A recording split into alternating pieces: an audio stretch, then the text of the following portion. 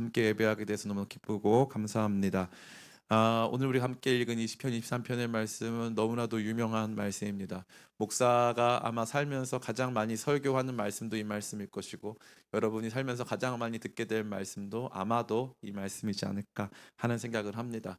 자주 하고 자주 듣는 설교이기 때문에 쉽지 않습니다. 그러나 자주 해야 할 만큼, 자주 들어야 할 만큼 중요하고, 또 우리가 그렇게 새롭게 많이 볼 수 있는 구석이 많은 말씀 역시 이 말씀인 줄 믿습니다. 오늘 이것 가운데 나온 여러분 모두가 목자이신 주님을 깊이 만나고 체험하는 새로운 안목으로 이 말씀을 보게 되어지는 귀한 시간 되시기를 예수님의 이름으로 축원합니다. 이 말씀 속에서 다윗은 하나님을 목자라고 고백합니다. 다윗이 평생을 통해서 경험한 하나님의 모습은 목자였습니다. 하나님을 어떻게 비유하고 어떻게 설명할까 고민하는 과정에서 그는 하나님은 영락없는 목자이시다라고 고백했습니다. 다윗이 하나님을 목자라고 고백한 것은요, 다윗이 목자에 대해서 잘 모르기 때문이 아니라 도리어 목자에 대해서 그 누구보다 잘 알기 때문입니다. 자기 자신 역시 목자로서의 치열한 삶을 살아보았기에 다윗은 자신이 살아왔던 삶에 비추어 하나님께서 자신에게 행하고 계신 일들이 어떠한 모습일까를 깊이 묵상하는 가운데 하나님 나의 목자시구나라는 것을 발견하게 된 것이죠. 말씀에 앞서서 저는 여러분에게도 이러한 하나님을 향한 거룩한 고백이 있으시길 축복합니다. 이 고백은 다른 누군가의 고백이 아니라 자신이 그동안 평생 하나님과 동행하면서 느낀 하나님에 대한 정리입니다. 하나님이 나에게 누구이실까? 하나님은 나에게 어떤 분이실까? 성경은 하나님에 대한 이와 같은 강력한 정의, 하나님에 대한 강력한 고백이 많이 등장합니다. 우리 주님은 산이십니다. 우리 주님은 태양이십니다. 우리 주님은 이 목자이십니다. 우리 주님은 남편이십니다. 이와 같이 주님에 대한 자기 자신의 언어로 된 표현이 중요한 줄을 믿습니다. 전 여러분들이 하나님을 여러분의 무언가로 고백하고 정의하시고 여러분만의 고백으로 하나님을 만나게 되시기를 간절히 축복합니다. 그러한 과정에서 다윗이 하나님을 목자라고 규정한 것은 크게 네 가지 정도 모습을 담고 있어요. 첫 번째 따라해 볼까요? 목자는 공급자. 우리 2절 말씀, 1절 말씀 같이 읽겠습니다. 시작. 여호와는 나의 목자시니 내게 부족함이 없으리로다. 아멘. 목자는 공급자입니다. 목자가 있다라고 하는 것은 양떼 스스로 자기 자신에 대해서 충분한 공급을 이룰 수 없다라는 것을 말해주고 있어요. 내가 원하는 대로 쉴 만한 물가로 갈 수도 없고 푸른 초장으로 갈 수도 없고 내 힘만으로 결코 먹을 수도 없고 쉴 수도 없는 삶이 이런 양의 삶이라는 것을 다윗은 잘 알고 있었습니다. 그러한 과정에서 그의 평생에 그가 살아왔던 삶에 무엇이 자기에게 공급이 되었는가를 돌아보니까 하나님께서 내 공급자셨구나라는 걸 알게 된 거죠. 내가 여기까지 살아온 거, 지금 이러한 집에 살게 되고 이러한 차를 타고 이러한 밥을 먹고 이렇게 건강한 모습으로 살게 된 모든 거 주님이 나의 공급자시구나라는 것을 발견하게 된 거예요. 주님께서 여러분의 공급자 되실 줄을 믿습니다. 여기 보니까 내게 부족함이 없다라고 되어 있어요. 부족함이 없어서 더 구할 것이 없다. 하나님께서 내게 충분하시다. 하나님 내게 충만하시다. 라고 고백하고 있는 것입니다. 하나님의 공급은요, 부족함이 없는 공급인 줄 믿습니다. 우리가 하나님 더 주세요, 더 주세요. 이것도 주시고 저것도 주세요. 하는데 안 주실 때 있죠? 왜 그러냐 하면 괜찮아. 부족한 것이 없기 때문이야. 그래서 사도 바울이 자기 육신에 있는 육체의 가시를 위해서 3번 기도했습니다. 이 3번의 기도는 주님 저 고쳐주세요, 고쳐주세요, 고쳐주세요 3번 했다는 뜻이 아니라 목숨을 걸고 아마 다 알 수 없지만 거의 뭐 40일 금식 기도하는 수준으로 3번에 걸쳐서 그 제목만 가지고 하나님께 구한 것 같아요. 그런데 3번 동안 기도하는 동안 하나님께서 그의 육체의 가시를 고쳐주지 않으셨습니다. 그리고 나서 하나님께서 주신 응답이 뭐죠? 내 은혜가 너에게 족하다라는 거예요. 족하다. 우리는 부족한 것 같죠? 그런데 하나님은 아니에요. 너 충분하다. 그 정도면 괜찮다. 부족하지 않다. 주님께서 말씀하시는 거죠. 그래서 하나님의 공급은 부족함이 없는 공급이고 목자이신 하나님은 공급자이십니다. 또 목자이신 하나님 따라해 볼까요? 목자이신 하나님은 인도자이십니다. 우리 2절과 3절 같이 읽겠습니다. 시작. 그가 나를 푸른 풀밭에 누이시며 쉴만한 물가로 인도하시는도다. 내 영혼을 소생시키시고 자기 이름을 위하여 의의 길로 인도하시는도다. 내가 사망의 3절까지만 예, 3절까지만. 여기 2절 3절 같이 읽어보니까 다 뭘로 끝나요? 인도하시는도다, 인도하시는도다라고 표현되어 있습니다. 하나님의 공급이 어떠한 방식으로 이루어지는지를 보여주는 것이죠. 하나님의 공급은 나로 그 자리에 머물게 하시는 공급이 아니에요. 하나님의 공급은 하나님과 함께 움직이면서 하나님께서 나로 생명을 얻을 수 있게 하는 그 땅으로 나를 인도하시는 과정이라는 것을 말해주고 있습니다. 하나님은 여러분들을 그냥 그 자리에 두려 하지 않으십니다. 하나님은 여러분들을 계속 움직이세요. 이렇게 나는 여기 있을 줄 알았는데 여기로 움직이시고 저기 있을 줄 알았는데 여기로 움직이신다는 사실입니다. 기쁨의 교회 개척 초창기에 성도님들이 많이 오셨어요. 많이 오셨는데 상처받고 또 교회 가운데서 이 분쟁이나 어려움 속에서 오신 분들이 많아요. 그분들 보면요, 대대로 그 교회에 계셨던 분들이 참 많이 있습니다. 그래서 하시는 말씀이 내가 이 교회를 떠날 줄은 상상도 못했다는 거예요. 내가 우리 가정이 그 교회를 떠날 줄은 상상을 못했다. 우리 집안이 거기 몇 대째 다녔고 우리 아버지가 거기 원로 장로고 그 교회에 중요한 역할을 했다. 근데 여기 와 있을 건 난 상상도 못했다는 거죠. 참 신기하지 않습니까? 하나님의 인도하심은요, 저와 여러분들을 움직이는 방식으로 인도하세요. 그냥 그 자리에 두고 거기서 이렇게 그 사육하는 게 아니에요. 그래서 하나님은 우리를 사육하지 않으십니다. 하나님은 우리를 양육하세요. 사육해가지고 거기다 놓고 그냥 이렇게 비둔하게 계속 살찌우게 하시고 계속 그 자리에 머물면서 그냥 공급만 받고 아무 일도 하지 않는 방식으로 살게 하지 않는다는 것입니다. 하나님은 목자가 되셔서 우리를 인도해 가신다는 거죠. 그러면 인도하시는 방향은 무엇입니까? 푸른 풀밭에 누이시고 쉴만한 물가로 인도하신다는 것입니다. 이것은 무엇이죠? 일단 쉼이 등장하고 있죠. 쉼은 무엇입니까? 그동안 힘쓰고 애쓰고 지치고 피곤했던 모든 것들을 회복시켜 주신다는 것을 의미합니다. 그러니까 하나님의 인도하심은 회복의 인도하심이에요. 여러분의 길을 돌이키셔서 인도하시는 모든 방향은 지치고 힘든 여러분의 삶을 조금씩 조금씩 회복시키시고 쉼으로 다시 한번 새로워짐으로 나가도록 하신다는 것입니다. 그래서 2절과 3절은 병렬을 이루고 있는데 푸른 풀밭 쉴만한 물가라고 하니까 어떤 목사님이 그러셨어요. 목사님이 너무 스트레스 받는데 어떤 성도님이 같이 가자고 하셔가지고 골프장에 갔대요. 골프를 딱 치시면서 그 목사님이 들었대요. 여호와 나의 목자시니 나를 푸른 풀밭에 누이시며 쉴만한 물가로 인도하시는구나. 진짜 진짜 여기로 날 인도하셨구나. 이 생각을 했다는 거예요. 그 목사님이 실제로. 그런데 가만히 보니까 이 2절과 3절은 전형적인 히브리 시편의 이 평행구라고 할 수 있어요. 그래서 푸른 풀밭이 무엇인지 쉴만한 물가가 무엇인지가 등장해요. 그 푸른 풀밭과 쉴만한 물가는 뭐냐면은 영혼의 소생, 자기 이름을 위한 의의 길이에요. 의의 길. 이 참 우리가 생각했을 때는 어떤 생각이 들죠? 목사님, 이건 우리가 생각했던 푸른 풀밭 이미지가 아닌데요. 우리를 좀 좋은 생활 환경으로 이끄시고, 예? 뿐만 아니라 우리가 한테 좀 쉼을 줄 수 있는 좀 풍요롭고 여유로운 환경 가운데 우리를 살게 하신다 생각하는데 아니에요. 첫 번째, 1번. 푸른 풀밭에 가면 영혼이 살아나는 거예요. 영혼이. 영혼의 소생, 영혼이 다시 살아나는 거예요. 그래서 푸른 풀밭이 무엇이냐를 규정하기 전에 푸른 풀밭에 가면 무슨 일이 벌어지냐? 영혼이 살아나는 거예요. 교회에 나왔는데 영혼이 죽어간다. 교회에 나왔는데 나올 때마다 예배 드릴 때마다 영혼이 팍팍팍 죽는다. 목사님 얼굴 볼 때마다 영혼이 팍팍팍 죽는다. 그러면 푸른 풀밭일까요? 아닐까요? 아니에요. 거긴 돌짝밭 뭐 이런 거예요. 푸른 풀밭은 확실히 아니에요. 그래서 주님께서 저와 여러분들 인도하시는 과정, 물론 그 푸른 풀밭으로 인도하시는 과정 속에 고난이 있을 수 있지만 근본적으로 주님께서 저와 여러분이 데려가려고 하시는 그 인도하심의 이 귀결지는 영혼에 소생되는 거예요. 그리고 나서 쉴만한 물가는 어디냐? 바로 의의 길이에요. 의의 길, 의로운 길, 의로운 삶. 쉴만한 물가라고 해서 죄 짓는 삶, 내가 원하는 대로 사는 삶이 아니에요. 그러니까 우리를 살게 하는 삶은 의의 길이에요. 아멘. 의의 길이 우리를 살게 하는 거예요. 더 거룩한 길, 더 온전한 길, 의로운 길이 우리를 살게 하는 것입니다. 오늘 어떤 목사님이 저에게 장문의 카톡을 보내왔어요.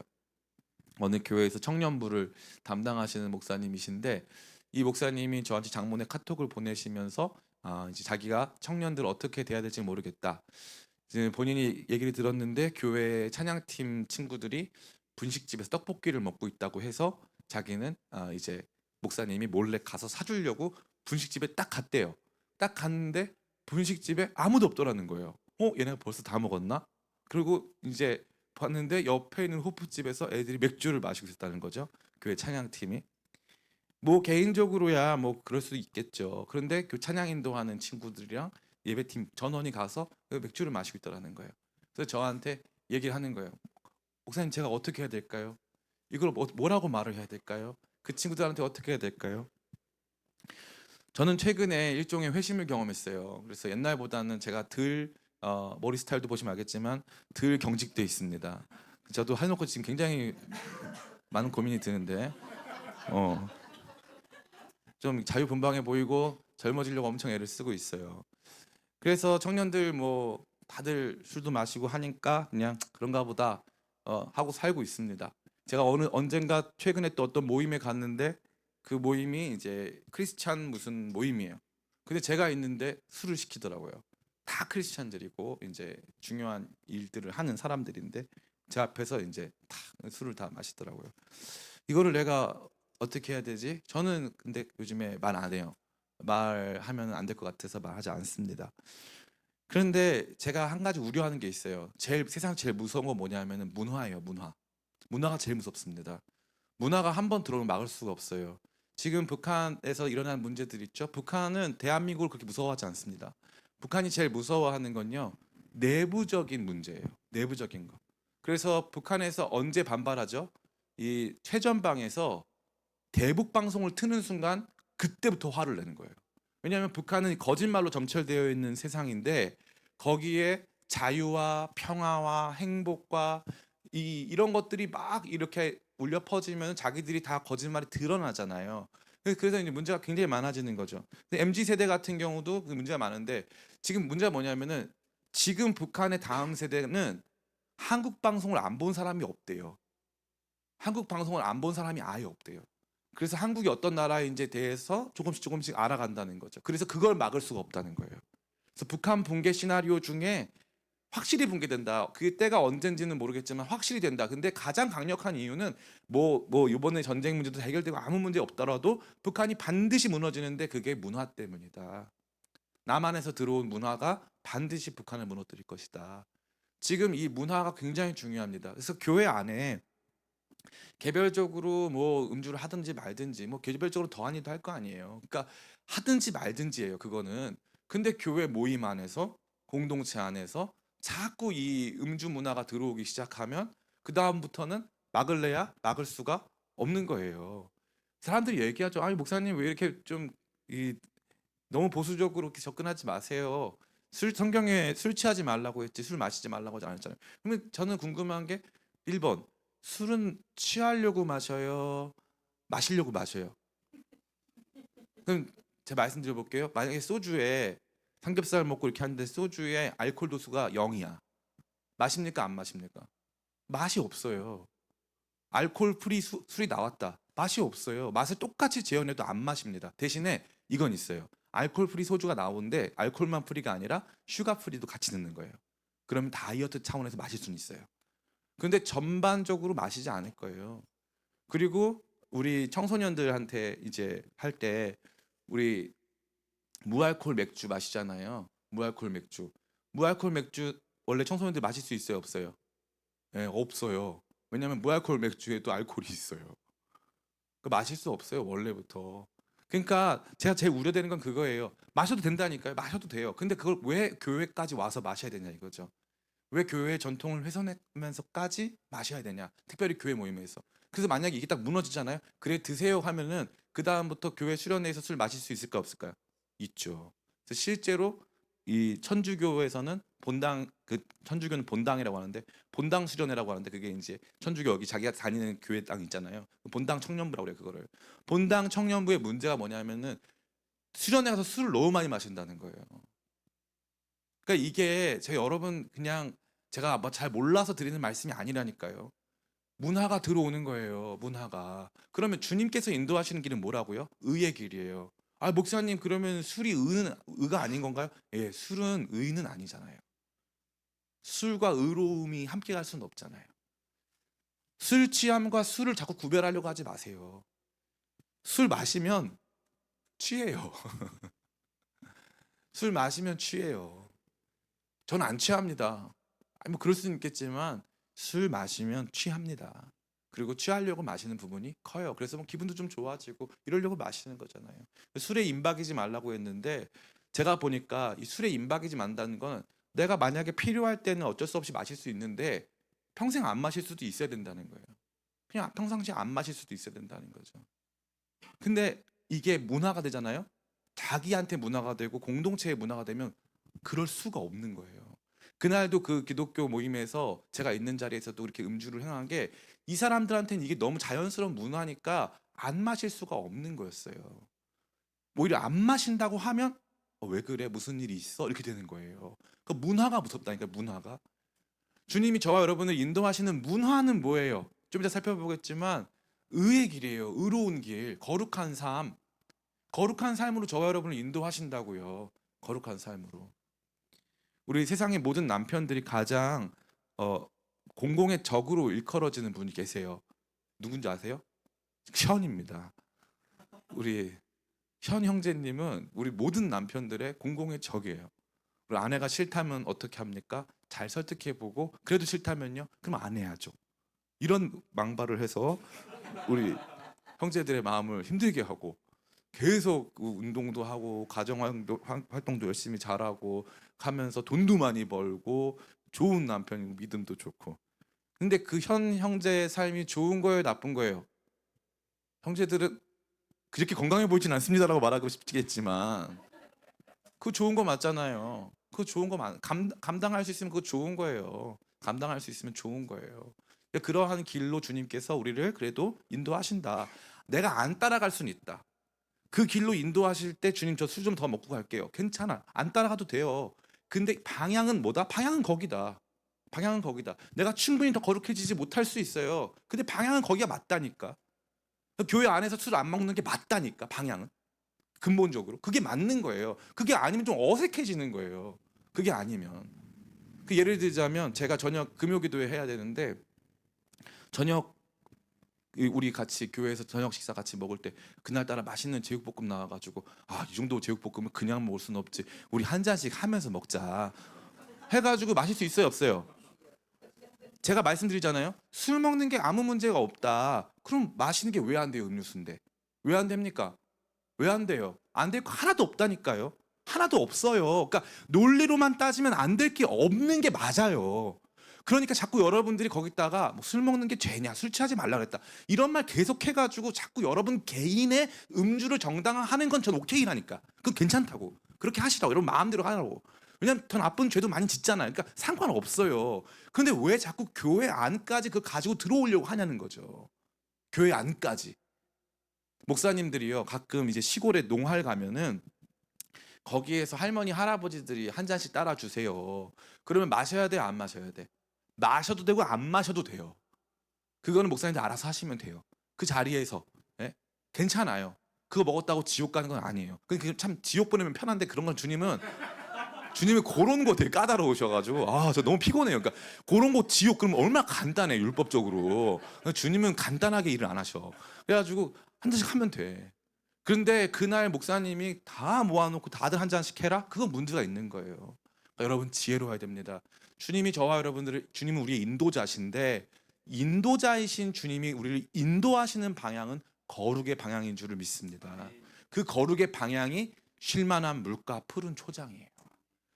우리가 진짜 살아나는 삶, 우리가 진짜 쉼을 얻는 삶, 그게 바로 쉴만한 물가 푸른 초장인데 그게 의의 길이라는 사실, 주님이 내 영혼을 소생시키시는 의의 길이라는 사실을 잊지 않으시기를 축복합니다. 세 번째 따라해 볼까요? 목자이신 하나님은 보호자.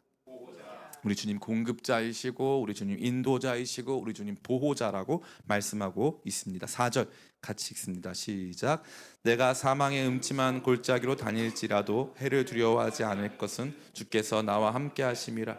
주의 지팡이와 막대기가 나를 안위하시나이다. 아멘. 주의 지팡이와 막대기가 나를 안위하시나이다 라고 말씀하셨어요. 여기 보니까 사망의 음침한 골짜기로 다닌다라고 되어 있습니다. 그래서 푸른 초장, 쉴만한 물가 가는 길에 뭐가 있다? 사망의 음침한 골짜기 있다 이거예요. 그러니까 우리 삶에 어려움 오는 것이 자연스러운 것입니까? 부자연스러운 것입니까? 자연스러운 거예요. 고난 오는 거 자연스러운 거예요. 자연스러운 거. 이 땅에 살아가면서. 그럼 얼마나 억울해요. 크리스찬들은 고난도 없고 문제도 없고 아무런 일도 안 일어난다? 그럼 밖에 사람들이 더 하나님 믿으려고 할까요? 아니에요. 열받아 할 거예요, 아마. 아무도 그런 거에 대해서 막 역시 크리스찬들 대단하다 생각하지 않을 거예요. 예전에는 그랬어요. 예전에는 예수님 믿고 잘 살았더니 내 영이 살고 육이 살고 가정이 살고 다 잘 살더라. 그런데 나중에 뚜껑을 열어보니까 안 그런 크리스찬 가정이 너무 많고 자녀 때에 이르러서 다 무너지는 경우가 얼마나 많은지 말로 할 수가 없는 거예요. 그러니까 성도들이 뭘 느끼냐 하면 그때부터 내가 잘못 믿었나? 아니면 이게 잘못된 믿음인가? 그래서 교회 다니면서도 교회 다니면서 절 다니시는 분, 교회 다니면서도 사주팔자 보시고 점성술에 의지하시는 분들 많아요, 적어요? 저는 적은 줄 알았는데 많아요. 많습니다. 왜냐하면은 이 사람들이 생각하는 믿음은 믿어서 사망의 음침한 골짜기는 가면 안 되는 거예요. 믿음은 푸른 풀밭 쉴만한 물가인 거야. 사망의 음침한 골짜기가 믿음의 삶에 개입하면 안 되는 거야. 그러니까 이 사람들의 믿음은 동화적인 믿음이에요. 진짜 믿음은요, 진짜 찐 믿음은 사망의 음침한 골짜기를 통과하는 거예요. 이 니체가 안티크리스찬이라는 안티크라이스트라는 책을 썼어요. 이 책에다 내가 뭐라고 썼냐면은 사도 바울은 비겁자다. 왜 비겁자냐? 사도 바울의 윤리는 비겁자의 윤리다. 율법 준수하기 싫어서 이 복음이라고 하는 회피처에 숨어가지고 이 복음으로 믿기만 하면 다 된다고 말했다. 그래서 그의 윤리는 비겁자의 윤리고 그는 이 마땅히 우리가 해야 될 일들을 회피하고 그냥 은혜나 믿음에 의존하려고 하는 태도다라고 한 거죠. 근데 반발이 뭐예요? 근데 비겁자 치고는 너무 용감하지 않아요? 이렇게 용감한 비겁자 보셨나요? 복음 전하면 죽인다고 했는데 복음 전하다가 로마의 콜로세움에서 참수당해서 죽어요. 율법 지키는 게 편합니까? 율법 말고 복음 따르는 게 편합니까? 율법이 편합니다. 우리가 그동안 잘못 배운 거예요. 율법이 편해요. 사람은 원래 율법이 편한 거예요.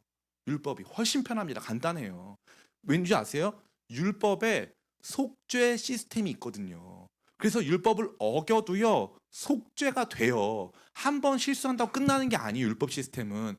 율법 시스템엔 속죄 시스템이 같이 들어있기 때문에 그 속죄 시스템 때문에 언제든지 리셋이 된단 말이에요. 그러니까 율법 지키는 게 비겁자들의 모습이에요. 재밌게도. 진짜는요, 율법 지키는 게 아니라 복음을 따라가요. 복음을 따라가니까 뭐가 있더라? 핍박이 있더라. 핍박이 있더라. 핍박이 있더라. 근데 뭐라고 말씀하세요? 재밌게도 내가 사망의 음침한 골짜기를 다닐 때라도 해를 두려워하지 않을 것은. 이 해는 이제 이 선 이게 아니에요. 이 해는요, 이 악을 말하는 거예요. 악. 이 해는 악한 자를 의미해요. 악한 자. 이 해는 손해 할 때 나를 해롭게 하는 거 그거 할 때 해예요. 내가 그런 해로움을 두려워하지 않을 것은 주께서 나와 함께 하십니다. 주님께 나와 함께 하셔서 어떻게 하십니까? 주의 지팡이와 막대기가 나를 안위하시나이다. 주님이 지팡이와 막대기로 내 앞서서 그런 이 나쁜 짐승들과 이 어려운 일들을 다 헤쳐나가시고 우리를 도우시며 인도하시는 보호자가 되신다. 하나님 우리의 보호자신 줄 믿습니다. 두려움 없으시길 축복합니다. 저는 두려움이 너무 많았어요. 너무 겁이 많고 너무 두려운 게 많았어요. 근데 요즘엔 별로 겁이 없어 보이죠, 얼굴이. 예, 겁 없는 얼굴이에요. 그래서 겁이 없어요. 요즘엔 아무도 안 무서워. 그냥 에라 모르겠다. 요즘 약간 이런 생각을 갖고 죽으면 죽으리라 뭐 그런 마음 가지고 살고 있습니다. 마음 가운데 겁이 없어요. 괜찮아요. 괜찮아요. 그러니까 여유가 생겨요. 여유가 생기니까 이상한 판단을 안 해요. 여유가 생기니까 모든 게 편안해요. 여러분 여유를 가지시기 축복합니다. 사망의 음침한 골짜기를 걸을 때라도 두려워할 것 없어요. 두려워할 것 하나 없습니다. 여유를 가지면 되는 줄 믿습니다. 목사님 저 사람이 나 미워해요? 여유를 가지시길 바랍니다. 누가 나를 힘들게 해요? 여유를 가지시기 바랍니다. 누가 여러분 오해합니까? 여유를 가지시길 바래요. 그냥 하나님 나와 함께 하시지 이거 믿고 바보같이 행동하는 거예요. 바보같이 저돌적으로 행동하는 거예요. 기쁘게 살아가는 것입니다. 예전에 저랑 같이 사역하던 이 전도사님, 지금 목사님 되셨는데 여자 전도사님이 계셨어요. 근데 이 친구는 특징이 뭐냐니까 이 친구는 승리하였습니다라는 말을 너무 많이 써요. 예를 들어 시험 끝났어요. 그래서 시험 잘 봤니? 승리했습니다 이러는 거예요. 학점은 D입니다. 승리했다고? 또 요번에 뭐 그거 잘 끝나니? 승리했습니다. 왜? 그랬더니 그냥 뭐 이번에 원래 벌기로 한 돈보다 못 받았는데 사장님하고 싸웠지만 승리했습니다. 계속 이러는 거예요. 한번 같이 캠프를 했는데 캠프 끝나고 그때 완전히 대폭발 사고가 나가지고 정말 사람들이 저 공개 사과하고 막 그랬어요. 근데 이 친구가 나중에 저한테 오더니 목사님 힘드셨지만 승리했습니다 이러는 거예요. 그래서 제가 걔를 앉혀놓고 혼냈어요. 너는 공감 능력이 없냐? 지금 뭐가 승리로 보이냐 지금 이게 지금 저 사람들 다 난리 나고 나 지금 공개 사과한 거 안 보여? 몇천 명 앞에서 공개 사과했다니까요 그날. 그러니까 나는 너무 내가 괴로운데 계속 승리했다고. 근데 알고 봤더니 얘는 이걸 자기 부모한테 배운 거예요. 부모한테 배워가지고 이 친구가 하는 거 잘 들었다 우리 딸. 무슨 일이 생겨도 넌 승리한 거야. 어떤 일이 다가와도 넌 승리한 거야. 그래서 제가 나중에 벌써 거의 이제 한 7, 8년 지났죠. 지금 생각했을 때는 그 친구가 맞아요. 그 친구가 맞는 거였어요. 제가 이제 깨달은 거예요. 저는 하도 옥죄는 게 많아서 B뿔도 패배한 거고 A도 패배한 거예요. 그럼 뭐가 승리야? A뿔만 승리한 거예요. 내가 원하는 대로 이루어진 것만 승리라고 봤던 거예요. 그래서 승리에 대한 평가자는 누구예요? 나인 거예요. 나. 근데 이 친구는 언제나 무너지고 넘어지고 좌절하고 그래도 승리했습니다. 믿음으로 이겼습니다. 계속 그 말을 하는 거예요. 저는 그때 굉장히 제가 시니컬하고 비판적인 사람이었기 때문에 그거 아니야. 그렇게 하면 안 돼. 자꾸 그렇게 승리 남발하고 이상한 긍정주의에 빠지면 안 된다고 막 혼냈어요. 근데 제가 나중에 깨달은 거예요. 인생이요. 승리했습니다만 선포하는 게 더 어려워요. 그게 훨씬 어렵습니다. 괜찮습니다. 잘 되고 있습니다. 이런 말 하는 게 죽을 것 같아요. 힘들어 죽겠어요. 그냥 다 때려치고 싶어요. 이 말 하는 것보다 더 어렵다는 걸 발견한 거예요. 그래서 그 훈련이 안 돼 있으면 이거 못 합니다. 근데 지금 이 사람이 다윗이 고백하는 건 뭐예요? 사망의 음침한 골짜기 다녔다. 두려움 없다. 왜? 주님께서 나와 함께 하신다. 주님이 보호하신다. 주님이 보호하신다. 여러분 인생에서 제일 큰 문제가 뭐예요? 죽음 아닐까요? 죽음. 오늘도 보니까 우리 이 김수미 배우님이 갑자기 이렇게 심정지로 이렇게 하루아침에 세상을 떠나게 됐고 누가 상상이나 했습니까? 아무도 상상 못했죠. 근데 하루아침에 이렇게 떠나야 하는 게 우리 삶이잖아요. 얼마나 덧없어요. 그러니까 인생이 그렇게 대단할 게 없다니까요. 여러분이 성취해야 할 대단할 거 별로 없어요. 목사님 그런 마음으로 일하면 안 되죠. 맞아요. 그런 마음으로 일하면 안 되는데 그래도 그렇게 한번 해보세요. 이게 훨씬 잘 되더라고요. 꼭 대단히 잘해야 될 건 없어요. 그냥 열심히 하다가 최선 다하고 성실하게 하면 되는 거예요. 안 되면 말고 그냥 최선을 다해서 하는 것뿐이에요. 그냥 승리했습니다. 감사합니다. 주님이 우리의 보호자가 되시는 줄 믿습니다. 무슨 문제가 발생해도 주님이 나의 보호자시다. 주님이 나의 보호자시다. 그래서 그 문제가 없어야 보호자가 승리한 게 아니에요. 그 문제가 생겼어도 주님이 궁극적으로 나의 보호자시다라고 고백하시길 축복합니다. 마지막 네 번째죠. 따라해 볼까요? 주님은 나의 보상자. 예, 주님께서 내게 상 주시는 분이란 뜻이죠. 우리 5절과 6절 같이 읽습니다. 시작. 주께서 내 원수의 목전에서 내게 상을 차려 주시고 기름을 내 머리에 부으셨으니 내 잔이 넘치나이다. 내 평생의 선하심과 인자하심 반드시 나를 따르리니 내가 여호와의 집에 영원히 살리로다. 아멘. 여기 보니까 주께서 내 원수의 목전에서 내게 상을 차려 주시고 되어 있는데, 이 상은 뭐 아카데미상 이런 거 아니라 우리가 알고 있는 테이블, 식탁을 의미합니다. 그래서 주님께서는 저와 여러분들을 식탁으로 초대하시는 거예요.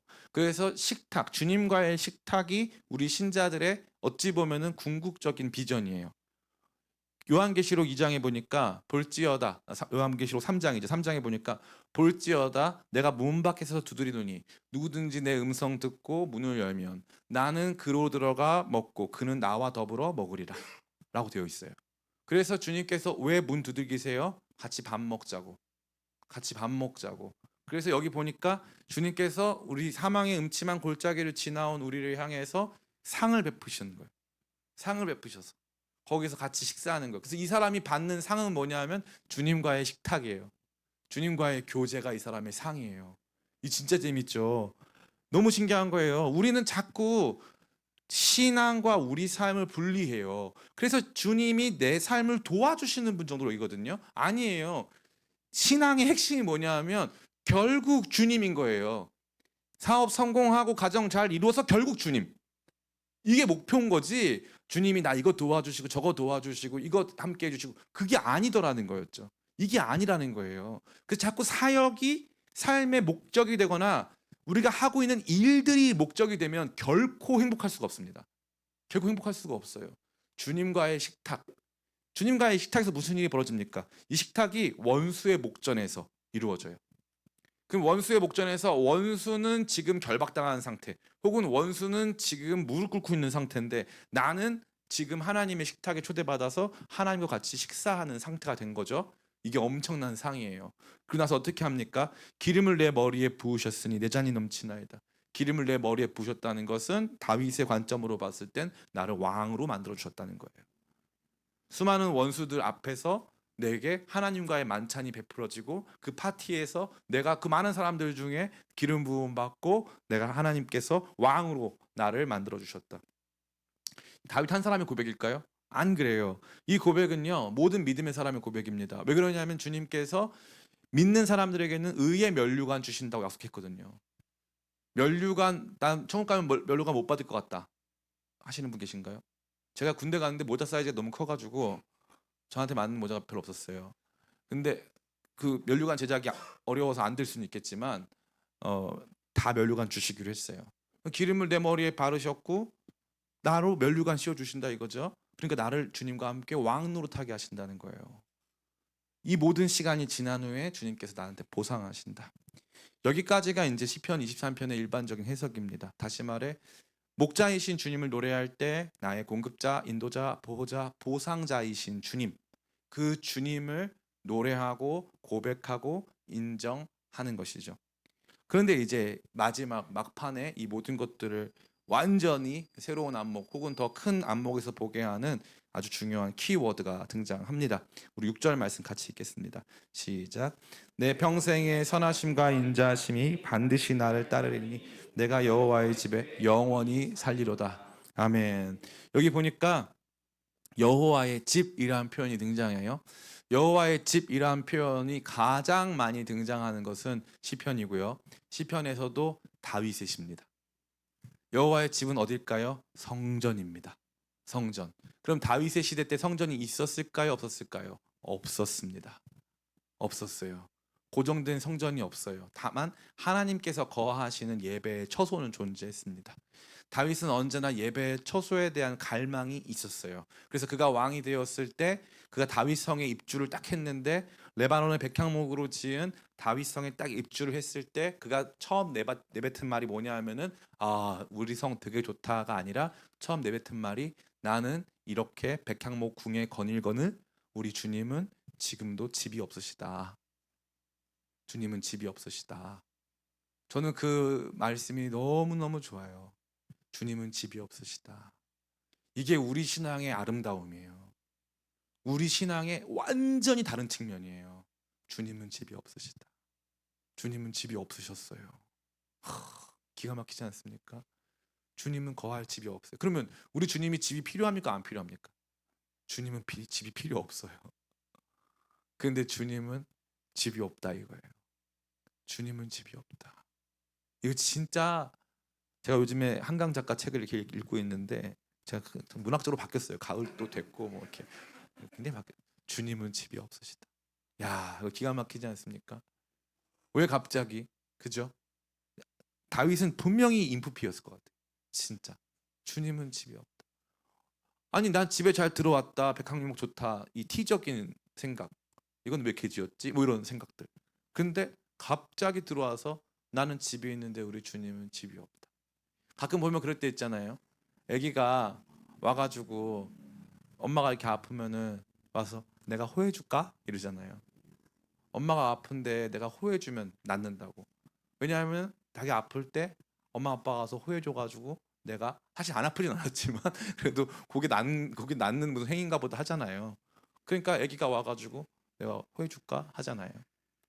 다윗은 하나님과 함께하는 게 너무 좋은 거예요.